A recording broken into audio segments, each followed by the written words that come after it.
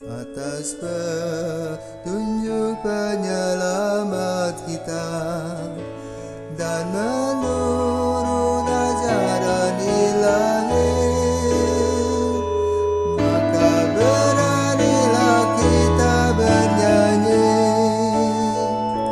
Bapa kami yang ada di surga, dimuliakanlah namamu. Saudara-saudara terkasih, selamat pagi, salam jumpa lagi dalam Sabda Siap Saji, Rabu 15 Desember 2021, hari biasa pekan ketiga Advent. Karena Bapa, Putra, dan Roh Kudus. Amin. Allah Bapa kekal Maha Kuasa, semoga menjelang kedatangan Putramu terkasih, kami dikuatkan untuk hidup beriman sekarang ini dan kelak dikaruniai hidup abadi. Demi Yesus Kristus Putramu dan pengantara kami, kini dan sepanjang masa. Amin. Tuhan bersamamu dan bersama rohmu. Inilah Injil Yesus Kristus menurut Lukas. Dimuliakanlah Tuhan. Lukas bab 7 ayat 19 sampai dengan 23. Yohanes memanggil dua orang muridnya dan menyuruh mereka bertanya kepada Yesus, "Tuankah yang ditunggu kedatangannya, atau haruskah kami menantikan seorang lain?" Ketika kedua orang itu sampai kepada Yesus, mereka berkata, "Yohanes Pembaptis menyuruh kami bertanya, Tuankah yang ditunggu kedatangannya, atau haruskah kami menantikan seorang lain?"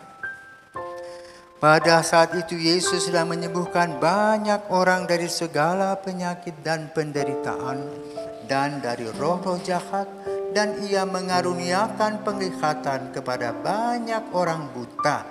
Maka Yesus menjawab, "Pergilah dan katakanlah kepada Yohanes apa yang kalian lihat dan kalian dengar. Orang buta melihat, orang lumpuh berjalan, orang kusta menjadi tahir, orang tuli mendengar, orang mati dibangkitkan, dan kepada orang miskin diberitakan kabar baik. Dan berbahagialah orang yang tidak menjadi kecewa dan menolak Aku." Demikianlah sabda Tuhan, terpujilah Kristus. Bapak Ibu sudah terkasih, kalau kita melihat Injil hari ini tampaknya murid-murid Yohanes, bahkan Yohanes tidak begitu paham tentang Yesus. Maka kita amati, lupa-lupa ingat ya, Yohanes Pembaptis ketika membaptis Yesus di sungai Yordan. Karena sesudah peristiwa itu mereka berpisah. Dan jangan lupa, Yohanes kemudian bersama dengan murid-muridnya tetap mewartakan kabar gembira melalui permandian sementara Yesus pergi dan mencari murid-muridnya seperti Andreas, Simon, Filipus, Bartolomeus, Yakobus, Yohanes, Iskariot, Tadeus, dan membentuk satu komunitas.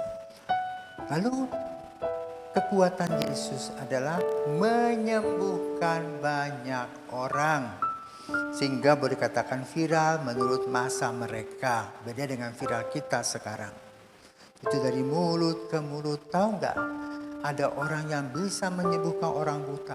Tahu nggak? Ada orang yang bisa mencelikkan mata orang buta. Tahu nggak? Ada orang yang bisa membuat orang timpang berjalan, dan seterusnya dan seterusnya, menjadi buah bibir. Sampailah ke telinga Yohanes. Yohanes berpikir, jangan sampai ada nabi palsu. Maka dia mengirim muridnya dan bertanya kepada Yesus. Yesus dengan bijaksana menjawab apa? Ya kerja, ya tetap menyembuhkan dan sebagainya. Sehingga para murid mengerti dan paham betul. Tidak salah lagi, dialah Yesus.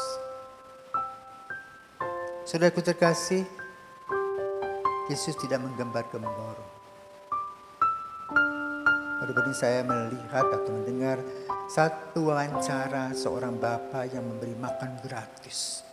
Mempunyai rumah makan gratis. Ya. Padahal hidupnya sederhana, tetapi dia mempercayakan semuanya kepada Tuhan dan ajaib benar. Semua yang dia renungkan, dia impikan terjadi. Demikian pula Yohanes Pembaptis. Maka kesimpulannya dari cerita dan pengalaman ini adalah bahwa bila orang betul beriman kepada Tuhan 100%, 1000%, maka orang tersebut akan didengarkan doa-doanya. Akan didengarkan mimpi-mimpinya yang kemudian menjadi kenyataan. Kenapa? Kelompok orang ini adalah orang-orang baik yang senantiasa memberikan yang terbaik kepada setiap orang. Demikianlah Yesus, pembawa kabar baik, melaksanakan kebaikan sebagai orang baik dan juga bertemu dengan orang-orang baik yang bermasalah. Tapi lalu Yesus memberikan jalan keluar yang terindah dan terbaik kepada mereka berupa kesembuhan. Itulah iman. Maka pada masa COVID ini mari kita datang kepada Tuhan, percaya 100% bahkan 1000% kepadanya, sehingga masa Advent yang kita alami sebagai masa Advent Gaudete sukacita ini membawa kita ke dalam sukacita dalam menantikan kelahiran Yesus.